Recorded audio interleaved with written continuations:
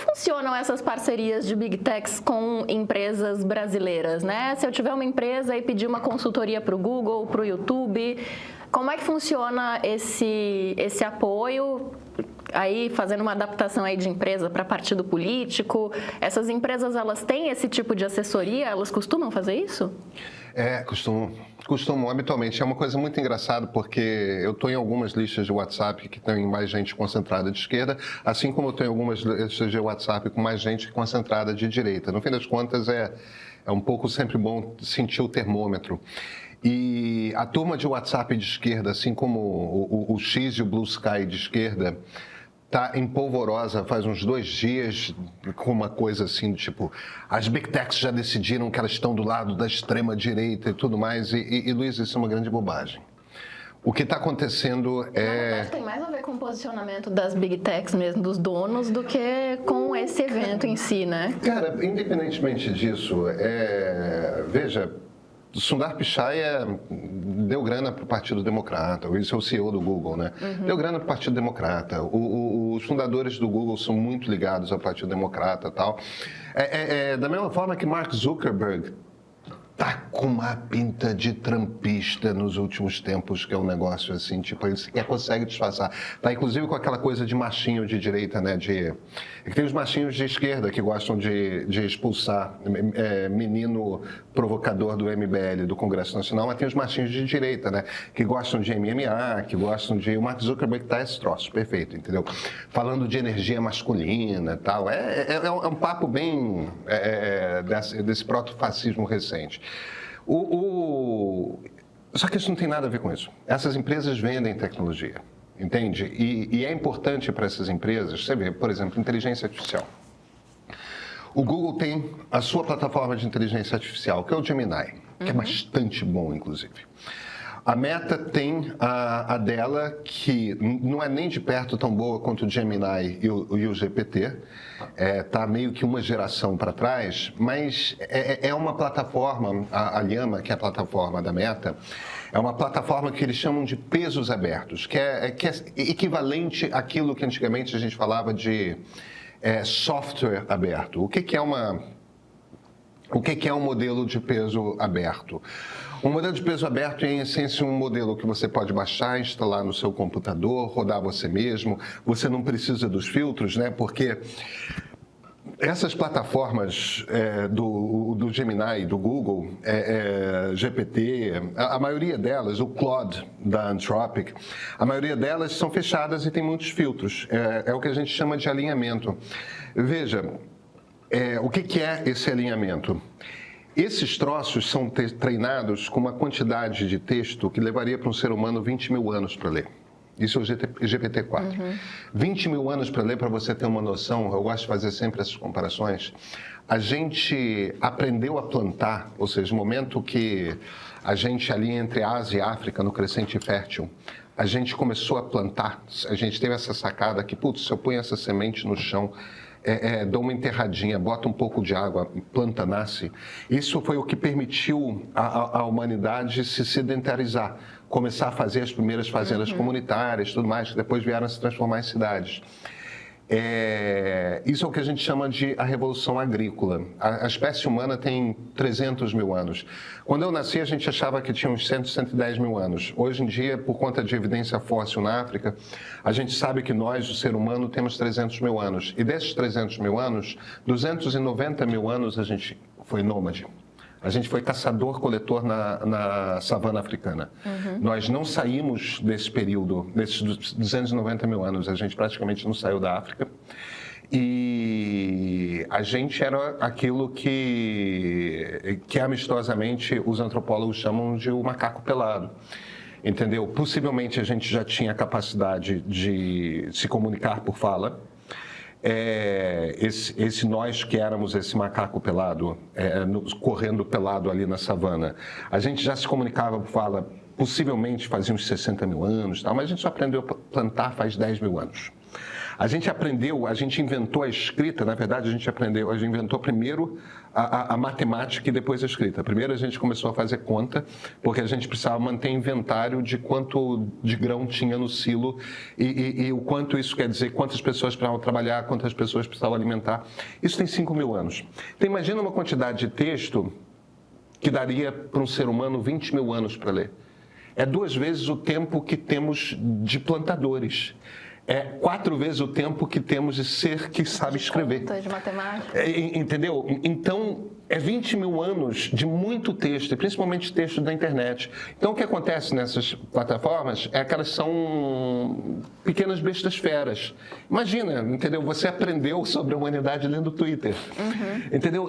As plataformas, os Large Language Models, os grandes modelos de linguagem, são pequenos selvagens, Luísa. Então, a gente bota uma camada que a gente chama de alinhamento, que é um alinhamento ético mesmo. Entendeu? A OpenAI faz isso como ninguém. O GPT é de longe o que melhor faz. O Google faz consideravelmente bem, mas de vez em quando dá pau na... Como assim alinhamento ético?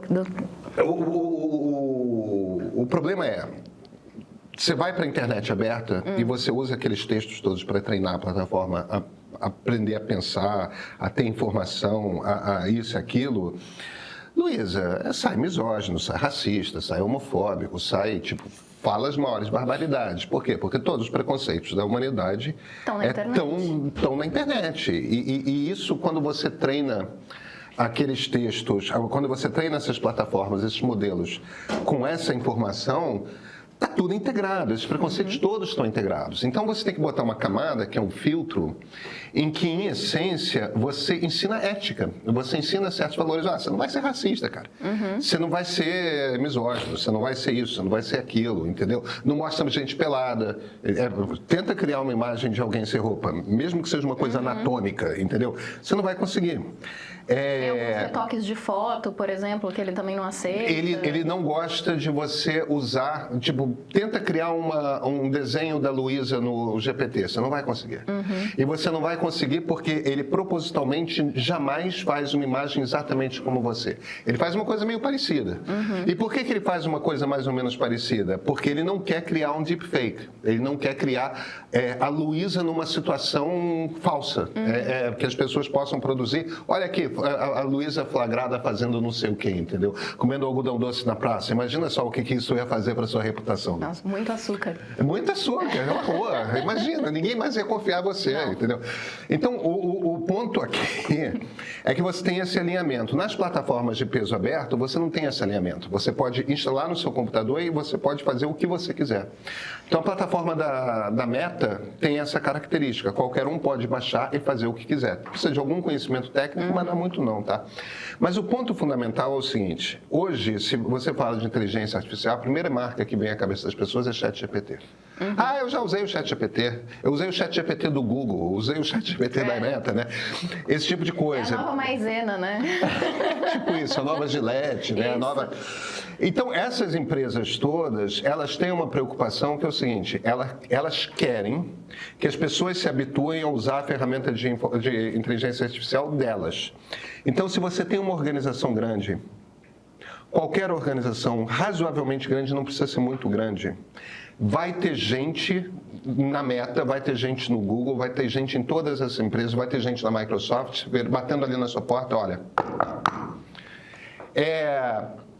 Você tem um minuto para ouvir a palavra do Gemini? Eu gostaria de te ensinar a usar o Gemini. É só isso. Isso é o departamento de venda do Google funcionando. Nós temos uma parceria com o Google aqui no meio para ensino do uso de Gemini para a turma que trabalha no meio. E olha, não fomos nós nem que procuramos. O Google veio a nós para oferecer. E não é porque nós somos especiais e todo mundo só se informa pelo meio, pelo contrário. Não é por causa disso.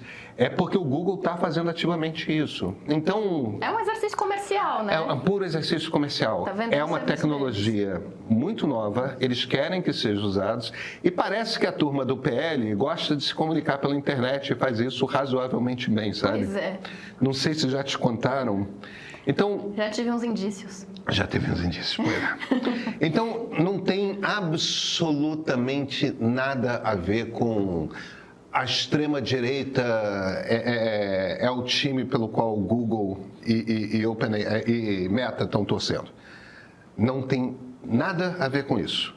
Se o PT bater a porta das duas empresas e falar quero fazer um seminário de comunicação e quero que os militantes do meu partido aprendam a usar essas ferramentas, eles vão simplesmente se virar para falar quando e onde.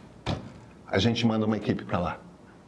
É só que o que está acontecendo, na verdade, e eu acho que o indício desse seminário do PL é muito mostra disso, é o seguinte: o PL foi atrás, o PT não. Surpreende você? A mim não. Marilis chegou, chega mais. Marilis Pereira Jorge, sou eu carioca, Marilis. Como que é você que atrasa? Já cariocou, né, Marilis Pereira Jorge? É a primeira vez que eu chego atrasada no programa. Verdade. Deixa eu me defender aqui.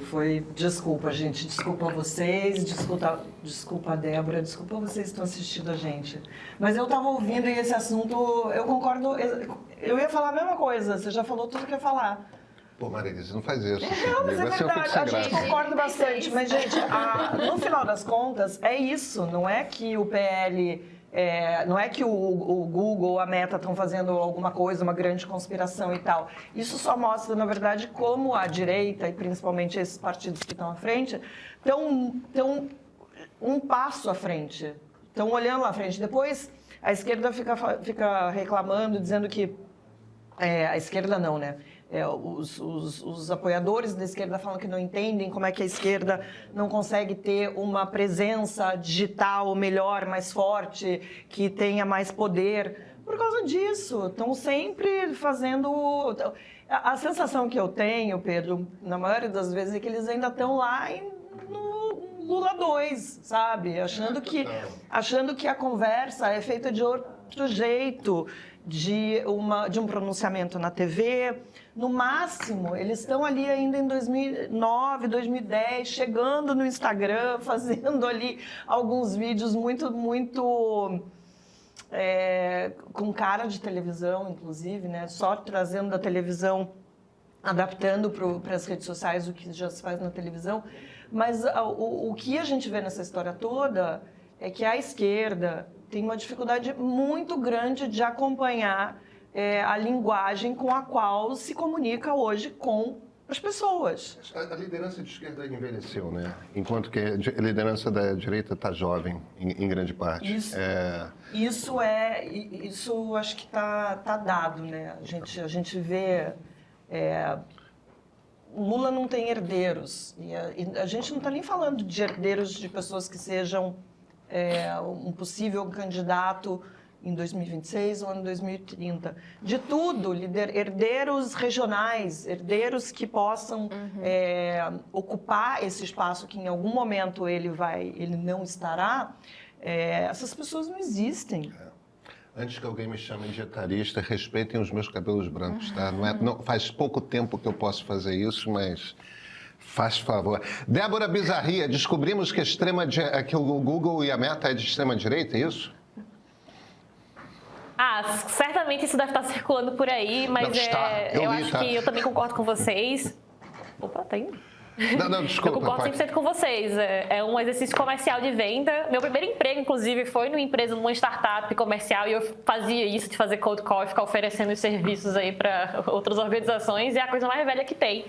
Né? Quem está enxergando motivos ocultos aí não sabe como funciona, né, esse mercado. E só explicita o quanto a gente vê na esquerda essa coisa meio antiquada na forma de se comunicar, na forma de fazer, né, interação com esses agentes, com essas empresas que são novas, que estão oferecendo novos produtos e que poderia, né, ajudar eles a se comunicar com o eleitor na ponta. Então, 100% de acordo com vocês. Pois é, não tem muito...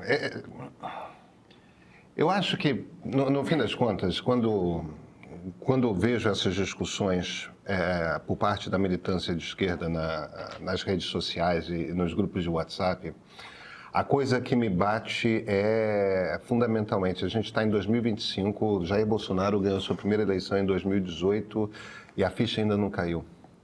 Eles não entendem ainda como é que o troço funciona, eles não entendem como essas empresas funcionam. Se eles não entendem como essas empresas funcionam, como elas pensam, não entendem como essas tecnologias funcionam, não entendem. Estão em grupos de WhatsApp, estão nas redes sociais? Estão. Mas é aquela coisa, por exemplo, a cada vídeo do Nicolas Ferreira, eles botam alguém para responder, entendeu? No primeiro foi a Erika Hilton, depois foi a Glaze Hoffman.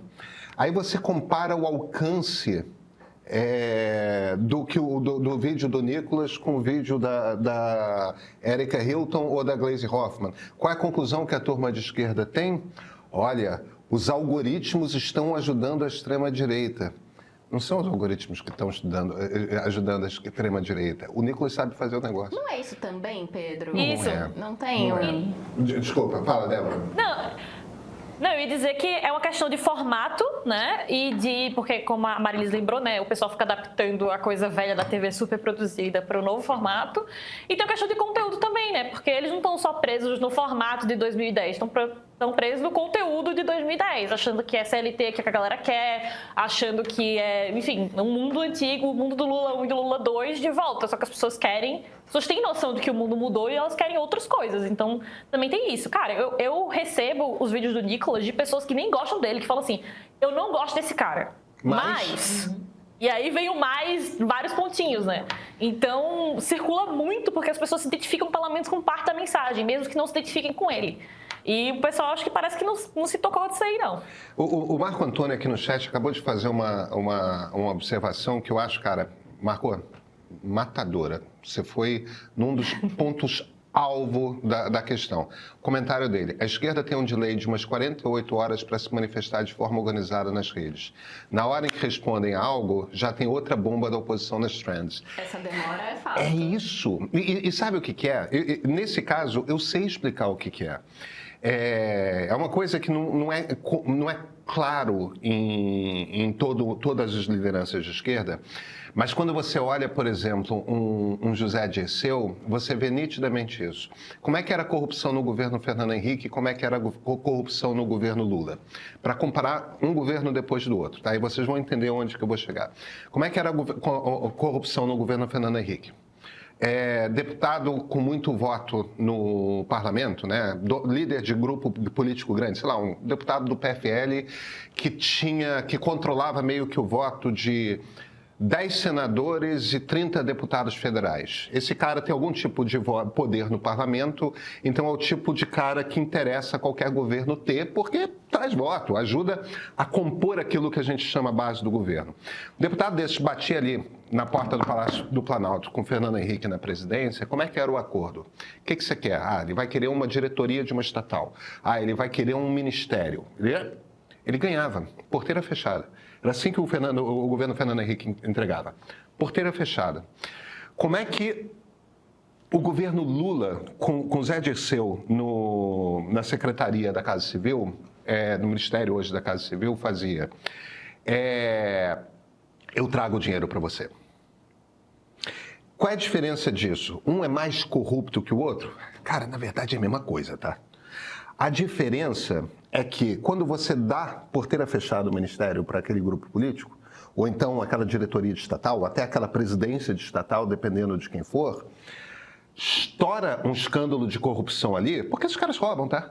Estoura um escândalo de corrupção ali, você puxa o fio da meada, termina no deputado. É isso. Não chega na presidência da República. O presidente, às vezes, sequer sabe que aquele esquema em particular foi montado. Você puxa o fio. Tem trocentos escândalos de corrupção que pipocaram no governo Fernando Henrique. Só um bateu no Palácio do Planalto, que foi a coisa da compra dos votos na emenda da reeleição. Foi o único que bateu no... Quando foram fazer o primeiro escândalo de corrupção no governo Lula, descobriram que o Palácio do Planalto estava comprando meio parlamento. Entendeu? Câmara e Senado. Por quê? Mensalão. Centralismo democrático. O nome é centralismo democrático, ou seja, você tem um comitê, um comitê geral, é a maneira que a esquerda marxista pensa governança.